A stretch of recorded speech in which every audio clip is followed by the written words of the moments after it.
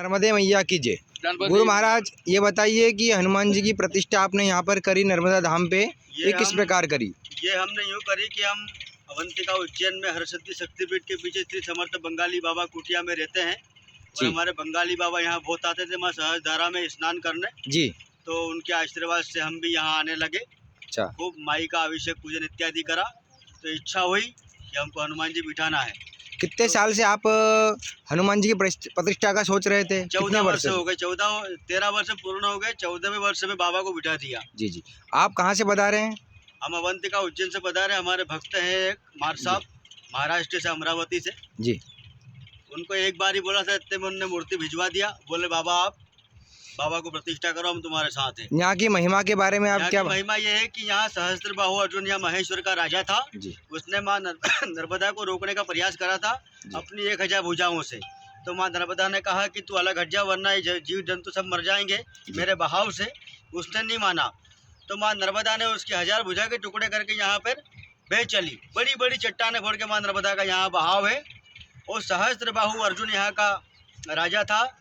वो इस सहस्त्र धारा को अपने बाहुओं से रोकना चाहता था और दत्तात्रेय भगवान का शिष्य था। उसने वरदान मांगा था कि मेरे को युद्ध करने के लिए मेरे से बलशाली व्यक्ति की आवश्यकता, वरदान दो। तो दत्तात्रेय भगवान ने वरदान दे दिया। तो रावण यहाँ तपस्या कर रहे थे सहस्त्र धारा में और सहस्त्रबाहु अर्जुन अपनी पत्नियों के साथ जल क्रीड़ा कर रहे थे। तो उसकी 1000 भुजा के कारण यहाँ जलमग्न हुआ तो रावण की तपस्या में विघ्न हुआ। तो सहस्त्रबाहु अर्जुन ने अपने बल के कारण रावण को बंदी बना लिया। फिर परशुराम भगवान आए, उन्होंने यहाँ पर सहस्त्रबाहु अर्जुन की एक भुजा के टुकड़े कर दिए और ये वही जगह यहाँ युद्ध हुआ था। और अहिल्या माँ सब भी यहाँ स्नान करने आती थी। यहाँ बीच मध्य में एक धार है, झाड़ उनके पास, वहाँ सहस्त्र धारा, उसमें महल है सहस्त्रबाहु अर्जुन का। और वहाँ आज भी पत्थर की चौखट लगी है, 7 कुंड बने हैं, जंजीर लगी है, कड़े लगे हैं। और यहाँ कई साधु संतों की जो है तपस्या विराजमान है। कई संतों का आगमन होता है, कई संतों के कमंडल यहाँ टकराते हैं। लेकिन इच्छा पूर्ण हनुमान जी की कृपा से, माँ अहिल्या माँ साहब के आशीर्वाद से और बंगाली बाबा की कृपा से हमको यह अवसर प्राप्त हुआ जी। महाराज जी एक बात ये बताइए कि हनुमान जी दक्षिण मुखी आपने क्यों बिठाए हैं? दक्षिण मुखी इसलिए बिठाए कि इस माँ का अनुमति के कारण जी। बस यही हम हमारी वाणी को विराम देंगे। इच्छा पूर्ण हनुमान जी महाराज की जय। आप बताइए भाई साहब, आपकी प्रेरणा कैसे हुई हनुमान जी विराजमान करने की? बात ऐसी हुई थी कि हम महाकाल दर्शन के लिए गए थे जी। और वहाँ पे हमारे को महाराज जी की दर्शन हुए और वहीं से फिर बात चली जी। तो महाराज जी ने तो हमारे को बोला नहीं था कि भाई हमारे को ऐसी होना करके हाँ। मूर्ति, लेकिन वो बातों बातों में, इनके बातों से हमारे को ख्याल में आ गया हाँ। कि भाई इनकी इच्छा है 14 सालों से यहाँ पे अब मूर्ति की प्राण प्रतिष्ठा करने की सहस्त्र धारा में।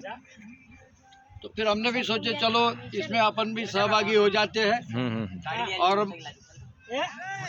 उन्हीं के प्रेरणा से और महाकाल जी के प्रेरणा से बस यहाँ पे हम प्रतिष्ठापना करने के लिए आ गए अमरावती से। आपका शुभ नाम? मेरा शुभ नाम है नितिन धावड़े जी। अमरावती महाराष्ट्र से आता हूँ मैं।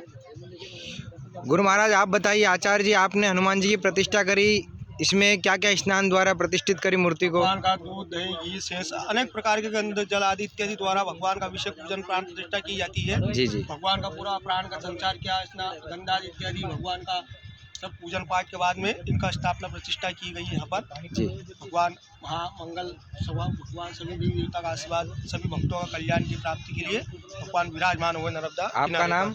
सुनील शर्मा जी। जय श्री